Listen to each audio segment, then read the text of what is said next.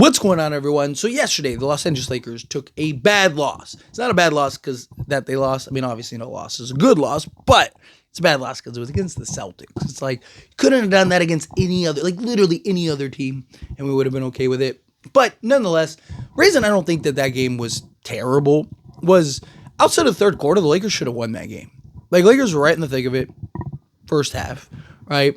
And it wasn't like some like great stellar game by the Lakers. Lakers didn't look great. Like, they were good, but they didn't look great. And then it was that third quarter.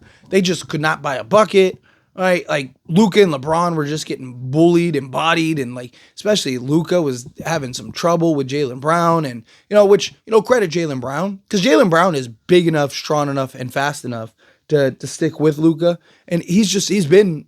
I mean, we saw it in the finals, everything. He's been one of the best defensive players on Luka in the entire league. So, credit the Celtics in that regard. But, like, you kind of just look at, that game, and it's just like, man, if Lakers just had, like, a half-decent third quarter, like, not great, just, like, they were okay, right? 20 points instead of 13. They might have won that game, right? And then also get into the fourth quarter, if LeBron doesn't go down, they might have won that game.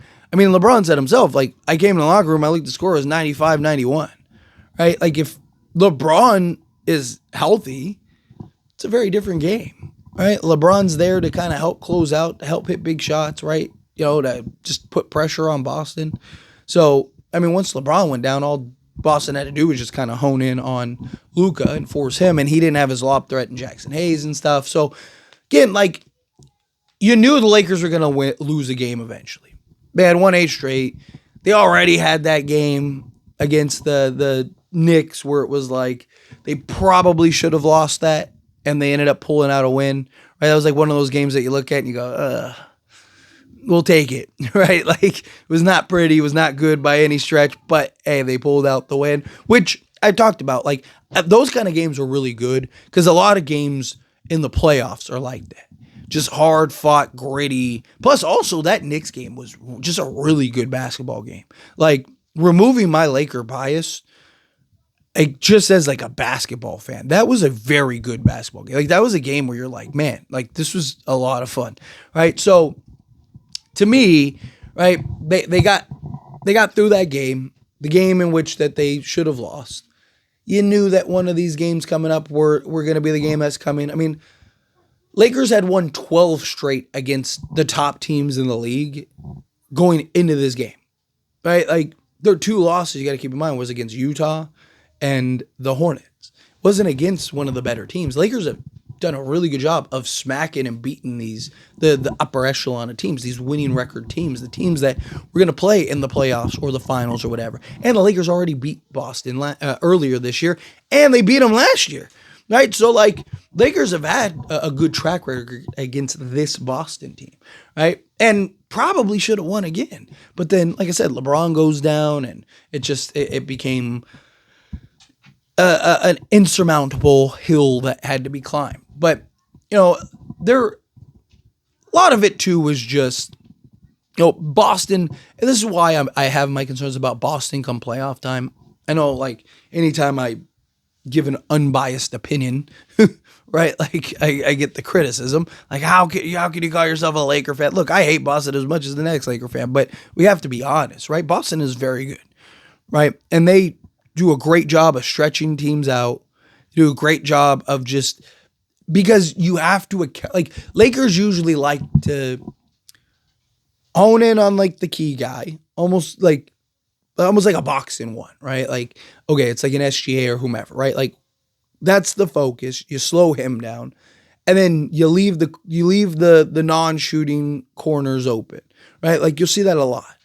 And, like, Denver, same thing, right? Like, hone in on Jokic.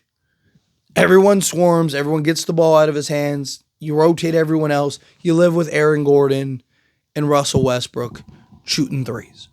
And they actually shot the ball really well that game, and Lakers still won. I mean, they shot like 60% from 3, I think, that game, or for a good majority of that game, right? So that's usually Lakers' game plan. You can't really do that with Boston because all 5 guys can shoot the ball. All 5 guys stretch the floor. All 5 guys can just do a multitude of things, put the ball on the deck, beat you off the dribble, attack closeouts. They're a tough team to guard. They're a tough team to defend, and especially when you don't have guys like Rui. And look, Rui's not this great defensive player, not this great like parameter guy, but he is a big forward that you can throw on like Jason Tatum and guys like that to kind of just be physical with them, right? Gives you just that extra body to go up instead of like, having to have any of these other guys or like, have to have stretches where it's like, okay, well, now Dalton Connect has to guard. It's like, dude, he's going to get cooked, right? Also, they were going after Luka pretty heavily. But to Luka's credit, I thought he held his own pretty well, right? Like, he made them hit some tough shots. Like, Jaylen Brown, in particular, was going after Luka. And he just hit some tough, like, mid-range. But you live with that, right? Like, you live with him getting, like, shooting a contested over-the-top midi rather than him, getting to the basket or, knocking down the three ball or whatever, right? Like, Jaylen Brown had an excellent game. Him and Tatum especially Tatum early on, was like really good. Boston played one of their better games. I saw people like, oh, but they didn't have Porzingis. Boston won an NBA championship without Porzingis. Like, they were winning the chip with or without Porzingis. They're a good team with or without Porzingis. Like, Porzingis is just icing on the cake, right? Like, Porzingis is just the guy that just like makes them like scary, right? Like, but they're still one of, if not the best teams in the league without Kristaps Porzingis, right? Like, it's just like missing Rui, I think, is more impactful for the Lakers than Boston missing Porzingis, right? Oh, and the Lakers missed Jackson Hayes, which, look, I'm not huge on Jackson Hayes. I think he's done a good job given the circumstances and given where he's been. But like, I don't look at Jackson Hayes like, oh man, but he could have been a difference, man. The game was a tight game.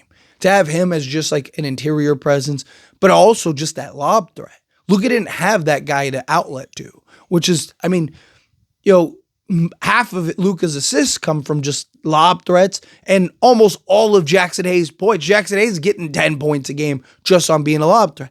So you're talking an extra, 10 points that could have been the difference in this game.